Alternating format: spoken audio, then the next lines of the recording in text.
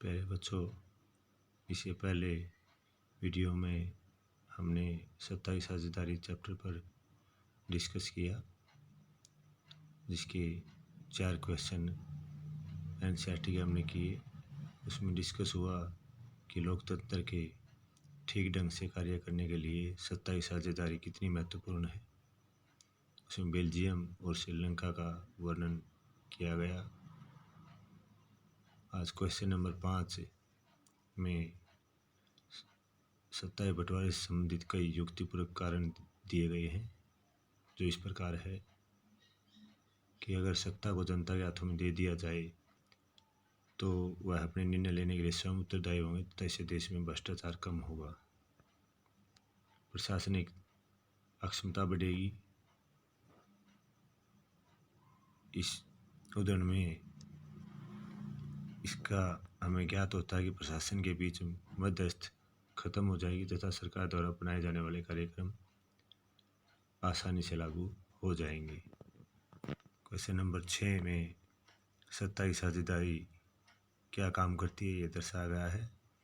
यह विभिन्न समुदाय के बीच टकराव को कम करती है, पक्षपात का अंदेशा कम करती है, विविधताओं को अपने में समेट लेती है, सत्ता में लोगों की भागीदारी बढ़ाती है। क्वेश्चन नंबर 8 में दिखाया गया है कि सरकार के जो विभिन्न अंगों के बीच सत्ता का जो बंटवारा होता है उसे क्या कहते हैं। इसे अधिकारों का वितरण कहा जाता है।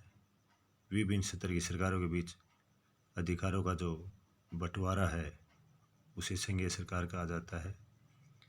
विभिन्न सामाजिक समूहों के बीच सत्ता की जो साझेदारी होती है उसे सामुदायिक सरकार कहा जाता है। 2 या अधिक दलों के बीच सत्ता की जो साझेदारी होती है उसे गठबंधन सरकार कहा जाता है। क्वेश्चन नंबर 9 में दिखाया गया है कि सत्ताई साझेदारी के बारे में निम्नलिखित 2 बयानों पर गौर करें और नीचे दिए गए कोड के आधार पर जवाब दें। इसमें सत्ताई साझेदारी लोकतंत्र के लिए लाभकर है। इसमें सामाजिक समूह में टकराव का अंदेशा घटता है। तो ये आगे जो है ये बिल्कुल सही है। एनसीईआरटी से संबंधित कुछ और अन्य क्वेश्चन है। जो पहला क्वेश्चन है कि मेरे दिमाग में सीधा समीकरण यह है कि सत्ता का बंटवारा, सत्ता के टुकड़े करना, देश को कमज़ोर करना, इस बात से शुरुआत कर रहे हैं। हम इस बात से शुरुआत नहीं कर सकते क्योंकि अलग अलग देशों में सत्ता के बंटवारे का अर्थ अलग अलग होता है। वास्तविकता में बड़े देशों तथा विभिन्नता वाले देशों में सत्ताई साझेदारी अधिक मजबूत होती है अथवा सत्ताई साझेदारी इन देशों को अधिक मजबूत बनाती है। दूसरा क्वेश्चन है कि बहुसंख्यक समुदाय के शासन में क्या हर्ज है। अगर श्रीलंका में शिलियों का राज्य नहीं होता तो किसका राज होता। यह ठीक है कि कुछ लोग तर्क देते हैं कि किसी देश में बहुसंख्यक समुदाय में कोई हर्ज नहीं है, परंतु वह इस बात को भूल जाते हैं कि अगर बहुसंख्यक समुदाय अपनी शर्तें औरों पर थोपने लग जाए तो हो सकता है कि अल्पसंख्यक समुदाय इसके विरुद्ध खड़ा हो जाए। हमारे पास इस बारे में श्रीलंका का उदाहरण है, जहाँ पर श्रीलंका सरकार की बहुसंख्यकवादी सोच के कारण श्रीलंका समुदाय तथा तमिल समुदाय के बीच संघर्ष शुरू हो गया था। इसमें दोनों समुदाय के बीच तथा देश में गृह युद्ध शुरू हो गया था। इसलिए यह तर्क ठीक नहीं है। इसके विपरीत सभी को एक दूसरे के साथ शांति और स्वार्थ के साथ रहना चाहिए। आगे क्वेश्चन नंबर 3 है कि भला यह भी कोई समाधान हुआ। मुझे इस बात की खुशी है कि हमारा संविधान ऐसी बातें नहीं कहता। हमारे संविधान में यह व्यवस्था है सभी समुदाय के लोगों के प्रतिनिधियों को एक समान अवसर प्रदान हो, लेकिन बेल्जियम की तरह सामुदायिक सरकार की व्यवस्था नहीं है। आगे क्वेश्चन नंबर 5, मेरे स्कूल में हर महीने क्लास मॉनिटर बदल जाता है। क्या आप इसे ही सत्ताई भागीदार बता रहे हैं? यह सत्ताई भागीदारी को नहीं दर्शाता, क्योंकि यह तो केवल एक ही विद्यार्थी को उसकी योग्यता की आधार पर जिम्मेदारी सौंपने को दर्शाता है। कुछ अति लघु उत्तरीय क्वेश्चन ही है कि श्रीलंकाई तमिल तथा भारतीय तमिल कौन है। श्रीलंकाई तमिल जो कि श्रीलंका में पैदा हुए थे उन्हें श्रीलंकाई तमिल कहा जाता है। श्रीलंका के भारतीय तमिल वह तमिल है जिनके पूर्वज औपनिवेशिक काल के दौरान बागानों में कार्य करने वाले मजदूरों के रूप में वहाँ पर गए थे। दोनों समूह मिलकर श्रीलंका की 18% जनसंख्या निर्माण करते हैं। सत्ताई साझेदारी का क्या अर्थ है? सत्ताई साझेदारी अलग अलग समूहों में सत्ताएं बंटवारे की प्रक्रिया है ताकि व्यवस्था सुचारू रूप से चल सके। यह एक मूल नियम पर आधारित है जिसमें देश के जातीय समूह को सरकार में स्थायी हिस्सा दिया जा सके। क्वेश्चन नंबर 3 कि सामुदायिक सरकार का क्या अर्थ है? सामुदायिक सरकार का संकल्प बेल्जियम में सामने आया जहाँ कई भाषाई समूह रहते हैं। सामुदायिक सरकार एक भाषाई समुदाय के लोगों द्वारा चुनी गई सरकार है तथा इसके पास कई मुद्दों से संबंधित शक्तियाँ होती है जैसे कि सांस्कृतिक, भाषाई, शैक्षिक इत्यादि। सरकार के अलग अलग अंग कौन से हैं? सरकार के 3 अलग अलग अंग होते हैं: विधायिका, कार्यपालिका, न्यायपालिका। विधायिका अर्थात संसद जो कि कानून बनाती है, कार्यपालिका अर्थात प्रशासन जो कि उन कानूनों को लागू करता है, तथा न्यायपालिका अर्थात न्यायालय जो कि उन कानूनों को अपराधियों को सजा देने के लिए प्रयोग करते हैं। प्रादेशिक स्वायत्तता का क्या अर्थ है? प्रादेशिक स्वायत्तता किसी विशेष प्रादेशिक समूह के द्वारा अपने क्षेत्र के लिए स्वतंत्रता की मांग है तथा देश की सरकार में अधिक अधिकारों और सत्ता की मांग है। आगे सत्ता का अर्थ है व्यक्ति तथा समूह की अपनी इच्छा पूर्ण करने की काबिलियत अथवा अपने उद्देश्य प्राप्त करने की काबिलियत है। राजनीति में सत्ता को एक रिश्ते के रूप में लिया जाता है जिसका अर्थ है औरों के व्यवहार को प्रभावित करने की क्षमता जो दूसरे न चाहते हो। राष्ट्र राज्य का क्या अर्थ है?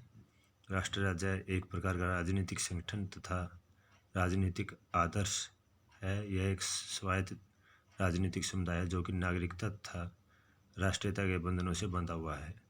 यह एक प्रकार का सिद्धांत है जो संपूर्ण राष्ट्र के लिए एक ही राज्य का अनुमोदन करता है। नियंत्रण और संतुलन से आप क्या समझते हैं? नियंत्रण और संतुलन सत्ताई साझेदारी की व्यवस्था है जिसमें सरकार का हर एक अंग दूसरे की कार्यप्रणाली पर ध्यान रखता है तथा इसका परिणाम अलग अलग संस्थाओं की शक्ति के रूप में सामने आता है।